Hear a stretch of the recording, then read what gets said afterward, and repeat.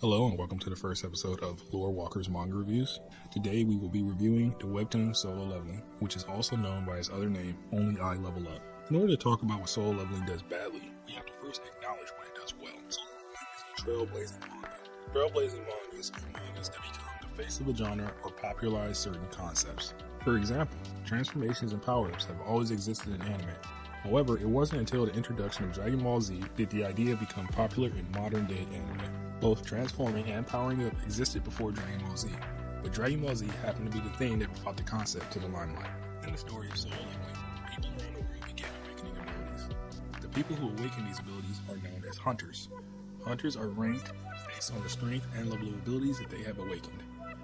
They are ranked from E to S. E rank is the weakest rank, and in this rank you are barely stronger than the average human. S-ranked hunters are so strong they are considered a national asset. In this story, a country's strength is determined by the number of S-ranked hunters in it. Around the same time that people awaken these abilities, portals started to appear around the world which allow monsters to invade the planet. In order to prevent these creatures from invading, a team of hunters has to go into the portal and defeat the monster controlling the portal, which is also known as the boss monster. Enter our protagonist, Sun. Sun is an E-ranked hunter who goes to dungeons to support his family. However, due to his low rank, even the lowest ranked dungeons are life-threatening. One day, while clearing a dungeon, there was an incident that led to him awakening the system.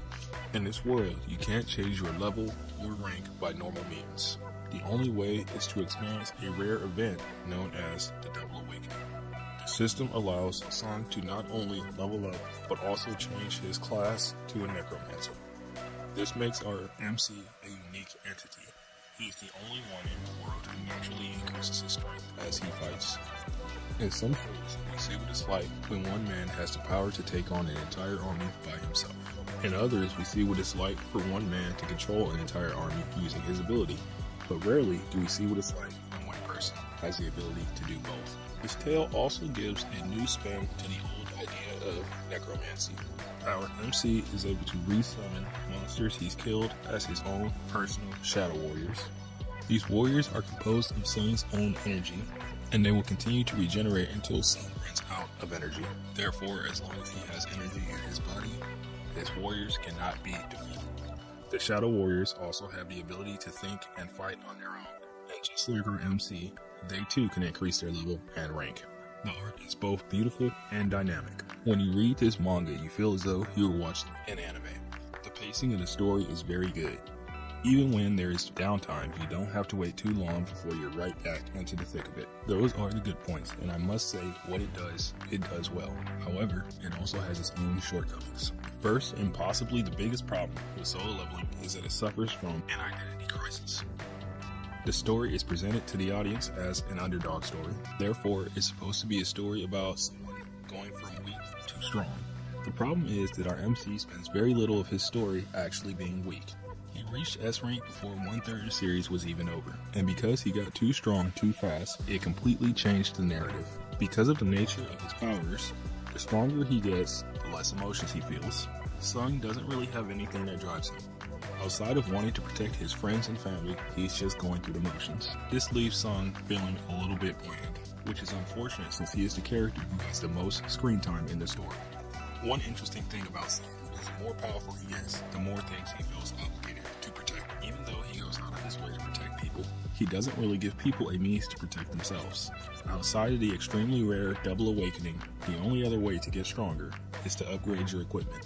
Thanks to the system, Sun gets all sorts of unique weapons and artifacts that can't be found anywhere else. Since Sun is constantly growing, it does not take long for these weapons and artifacts to become obsolete. Despite this, Sun never shares any of them with anybody else, even though it could possibly decrease his workload.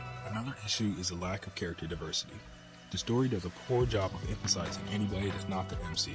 The best example of this is the National S-ranked hunters.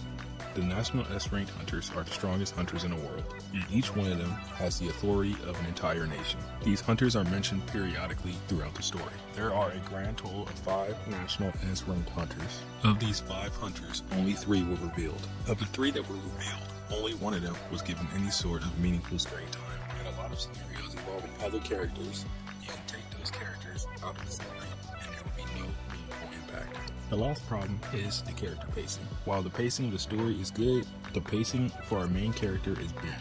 Our MC outscales his story, so even though he is facing more dangerous foes, he is doing so with significantly less difficulty. Overall, from our 1 to 10 scale ratio, I would rate Solo Leveling as a solid 8. Some might be wondering why I scored it so high with all the negative things I had to say about it. The answer is simple. This story uses the brute force method. The brute force method is a term that I made up to describe a style of storytelling. Essentially, it means that you can overcome the problems in your story by making sure your audience is never bored. The more invested people are in what's currently going on, the less time they have to be worried about what's not going on. Even though I was painfully aware of all the flaws in the story, I was never truly bored. The story was a page turner and I had a hard time putting it down. The story is jam-packed with tons of memorable moments. There are plenty of new concepts and ideas here well worth checking out. If you are a fan of Bleach or that time I got reincarnated as a slime, then I definitely recommend giving this a try. If you like this video, be sure to like, comment, and subscribe, and I'll see you in the next one.